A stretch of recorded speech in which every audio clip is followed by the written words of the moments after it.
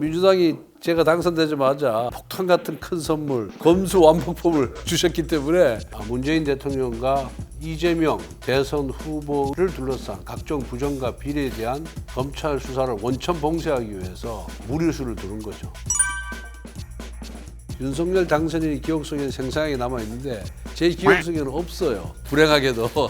우리 당선인께서 제가 광주지검 형사 3부장 검사할 때 특수부 평검사였거든요. 저도 좀 서로 존칭하는 게 불편해서 말을 내리고 편안하게 합시다 이렇게 얘기를 했더니 당선인께서 언제 어디서 검찰 생활하다 보면은 직속 상사를 모실지 모르는데 그때 되면 서로 다 어색하고 불편하다 그러면서 서로 존칭하면서 지냅시다 해가지고 그때부터 지금까지 서로 존칭하면서 지내고 있습니다. 그래도 이제 대통령 후보 부인이니까 정치인의 아내가 처음 된 거니까 한번 만나보라고 해서 아니 뭐 처음 만나고 와서 너무 솔직하더라. 그래서 정치인이나 정치인의 아내가 너무 솔직하면 안 된다라고 자기가 충고히 말씀을 드렸다 그러더라고요. 감출 것은 좀 감춰야 된다. 잘 지내고 있어요. 예. 문재인 정권 5년 동안의 그런 부정과 비리에 대해서 아마 검찰이 대대적인 수사를 하지 않겠느냐. 그래서 자신들을 힘들게 하지 않겠느냐는 그러한 일어나지도 않은 일에 대한 그런 두려움 때문에 검수완박을 추진하는 거죠. 좀 더 쉽게 얘기하면은 문재인 대통령과 이재명 대선 후보를 둘러싼 각종 부정과 비리에 대한 검찰 수사를 원천 봉쇄하기 위해서 무리수를 두는 거죠. 과거 임대차 3법 때도 그렇고 또 공수처법 때도 그랬고 검경수사권 조정 법안 때도 결국 뭐 패스트 트랙을 쓰든 살라미 전술로 회기 쪼개기를 통하고 그다음에 필리버스터를 무산시키고 등등으로 해가지고 여러 차례 강행 입법을 했잖아요. 소위 말하는 입법 독재를 했는데 뭐 이번에도 그런 수순으로 갈 거다 이렇게 보고 있습니다. 민주당이 반드시 명심해야 될 부분은 국민들이 다 지켜보고 있다는 것이고 현명하신 국민들께서 민주당의 악성 행위에 대해서 절대 잊지 않고 용납하지 않으실 거다. 반드시 이번 지방선거나 다음 총선에서 심판하실 거라는 것을 민주당은 반드시 인식하고 있어야 됩니다. 글쎄 우리 윤석열 당선인은 그 부분을 명확하게 기억을 하시는데 저는 제 고향이 강릉이고 또 윤석열 당선인은 서울에 생활하다가 모처럼 놀러 오는 데가 강릉이잖아요. 강릉 애가댁이니까 윤석열 당선인이 기억 속에는 생생하게 남아있는데 제 기억 속에는 없어요. 불행하게도. 수원지검의 권성동 검사와 윤석열 검사 10호로 만났죠. 복도에서 우연찮게 만났는데 누가 소개를 해주더라고요. 그랬더니 뭐 이제 어렸을 때 얼굴 보고 그동안 한 뭐 20년간 얼굴을 보지 않은 상태잖아요. 그러니까 서로 얼굴에 대한 기억은 남아있지 않죠.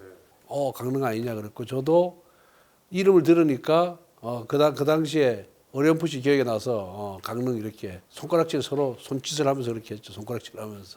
아이고 아무래도 뭐 대통령 당선이니까 제가 공식 석상에서는 깍듯하게 제가 말씀을 드려야 되고 조금 뭐 사석에서는 뭐 반말은 하지 않지만은 조금 그런 격식을 떠나서 좀 편안하게 서로 대화를 나누는 편이죠. 우리 당선인께서 제가 광주지검 형사 3부장 검사할 때 특수부 평검사였거든요. 그때는 제가 더 선배였잖아요. 그래서 저도 좀 서로 존칭하는 게 불편해서 말을 내리고 편안하게 합시다 이렇게 얘기를 했더니 당선인께서 언제 어디서 검찰 생활하다 보면은 직속 상사를 모실지 모르는데 그때 되면 서로 다 어색하고 불편하다 그러면서 서로 존칭하면서 지냅시다 해가지고 그때부터 지금까지 서로 존칭하면서 지내고 있습니다. 이제 뭐 나이가 60이 넘어서 말 내리기는 쉽지 않을 것 같습니다. 꼭 반말을 해야 편하게 얘기하는 건 아니거든요.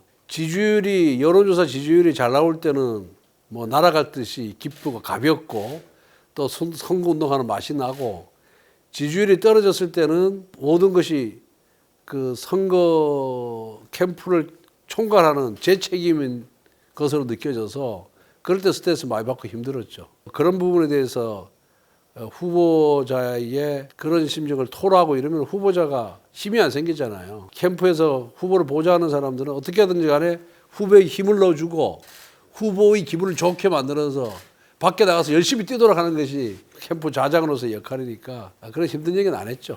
예, 안 하고 계속 이 지지율을 회복할 수 있다. 다시 앞설 수 있다. 긍정의 말씀을 많이 드렸죠. 자신감을 많이 불러넣어주고. 아니에요. 많이 도와준 게 아니고 대선 때 제가 사무총장을 할 때 그래도 이제 대통령 후보 부인이니까 그 후보 부인이 또 정치를 경험이 없잖아요. 정치인의 아내가 처음 된 거니까 제가 한번 만나서 활동할 의사가 있는지 활동하게 되면 어떤 부분을 도와드려야 되는지 한번 만나보라고 해서 한번 만나서 식사를 하고 이제 기회가 있을 때마다 통화를 한 걸로 그렇게 알고 있지. 아니 뭐 처음 만나고 와서 너무 솔직하더라. 그래서 정치인이나 정치인의 아내가 너무 솔직하면 안 된다라고 자기가 충고의 말씀을 드렸다 그러더라고요. 감출 것은 좀 감춰야 된다. 윤핵관에서 홀로 서기를 시도하고 있습니다. 어찌됐든 정권 교체에 앞장선 데 대한 우리 의원님들이 높이 평가를 해주신 것이 아닌가가 첫 번째 이유 같고요. 두 번째는 윤석열 당선인과 제가 인간적 신뢰관계를 바탕으로 이게 소통을 잘할 것 같은 믿음이 저한테 준 것이 아닌가 싶고, 세 번째는 뭐 그래도 같이 의정 활동을 해보니까 좀 말하는 것이 투박하고 또 목소리가 크지만은 그래도 인간적인 매력이 있다 이렇게 느낀 것이 아닌가 이렇게 자평을 합니다. 잘 지내고 있어요.